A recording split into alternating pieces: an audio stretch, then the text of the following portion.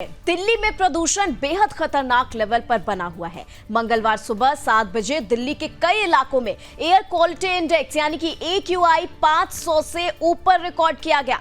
दिल्ली का औसत AQI 494 record किया गया, जो इस सीजन में सर्वाधिक है। यानी कि राजधानी में आज सीजन की सबसे खराब हवा रही है। दिल्ली NCR के 10वीं तक के स्कूल पहले ही ऑनलाइन कर दिए गए थे। सोमवार को सुप्रीम कोर्ट की फटकार के बाद 11वीं और 12वीं की क्लासेस ऑनलाइन चलाने का भी आदेश जारी कर दिया गया। वहीं DU और JNU और जामिया के कॉलेजों की क्लासेस 4 दिन तक वर्चुअल मोड पर चलेंगी और इसी के साथ बढ़ते प्रदूषण को देखते हुए commission for air quality management यानी कि CAQM ने 18 नवंबर से दिल्ली NCR में बदला हुआ ग्रेडेड रिस्पॉन्स एक्शन प्लान यानी कि ग्रैप का चौथा फेज लागू कर दिया गया है। इसी के साथ बता दें, बच्चों, बुजुर्गों, सांस और दिल के मरीजों, पुरानी बीमारियों से पीड़ितों को घर के अंदर रहने की सलाह भी दी गई है। तो यानी आप समझ जाइए, पूरी दिल्ली में इस वक्त जहरीली हवा का प्रकोप है और बच्चे, बूढ़े, हर जो भी पुरानी बीमारी से ग्रसित मरीज है, उन सब को काफी सावधान रहने की सलाह दी जा रही है। इसी के साथ ग्रैप 4 भी लागू कर दिया गया है। चलिए अब इस खबर का पक्ष जानते हैं ज्योति से।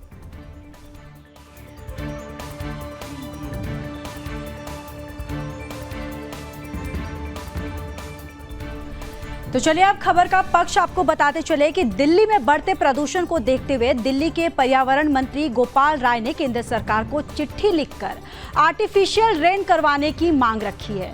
राय ने केंद्रीय पर्यावरण मंत्री भूपेंद्र यादव से कहा कि दिल्ली में प्रदूषण बेहद गंभीर श्रेणी में है और इससे निपटने के लिए आर्टिफिशियल रेन करवाने की जरूरत भी है।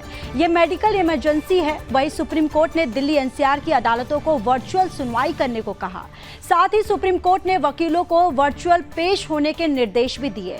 कोर्ट ने कल यानी कि सोमवार को दिल्ली NCR रीजन में सरकारों को निर्देश दिया था कि प्रदूषण की गंभीरता देखते हुए स्कूल बंद किए जाए।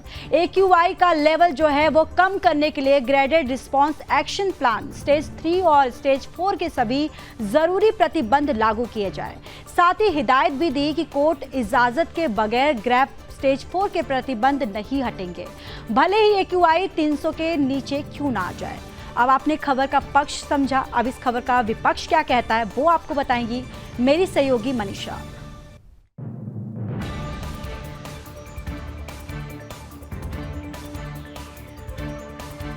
चलिए अब इस खबर का विपक्ष आपको बता देते हैं। दिल्ली में बढ़ते प्रदूषण को देखते हुए बीजेपी नेता मनोज तिवारी और अन्य बीजेपी नेताओं ने दिल्ली के राजीव चौक मेट्रो स्टेशन के गेट नंबर 6 पर मास्क वितरित किए और इस दौरान मनोज तिवारी ने प्रदूषण पर आप सरकार को घेरते हुए कहा कि ये एक प्रकार का आपातकाल थोपना चाहते हैं। गलती अरविंद केजरीवाल जी की सरकार की है और उसका परिणाम दिल्ली भुगत रही है, जिसकी निंदा करने के लिए कोई शब्द नहीं बचते हैं।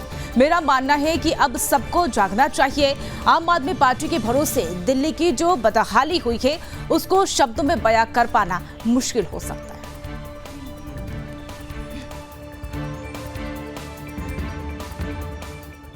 एक प्रकार से आपातकाल थोपना है। गलती आपकी, गलती अरविंद केजरीवाल जी के सरकार की, उनकी कर्मण्यता से, और उसका परिणाम भुगते दिल्ली। तो ये अब यहाँ तो हम कोई शब्द नहीं बचते हैं जिससे हम इनको कंडेम करें, इनकी निंदा करें। मेरा मानना है कि अब हम सबको जगना चाहिए। आम आदमी पार्टी के भरोसे दिल्ली की जो बदहाली हुई है उसको शब्दों में नहीं बताया जा सकता। हम 2 मिनट के लिए एक बाइट देने के लिए भी मास्क नीचे करते हैं तो ऐसा लगता है कि हम 1-1 मिनट में 200 सिगरेट का धुआं अंदर ले जा रहे हैं। इतना खतरनाक होता है सिगरेट पीना, और हमारा रिपोर्ट कह रहा है कि 200 सिगरेट के बराबर आदमी हर 1 से 1.5 मिनट में इनहेल कर रहा है गंदगी। अब उसमें हम इस समय क्षणिक रूप से लोगों को बचाने के लिए उनको मास्क डिस्ट्रीब्यूट कर रहे हैं, मगर इसका परमानेंट समाधान होना चाहिए।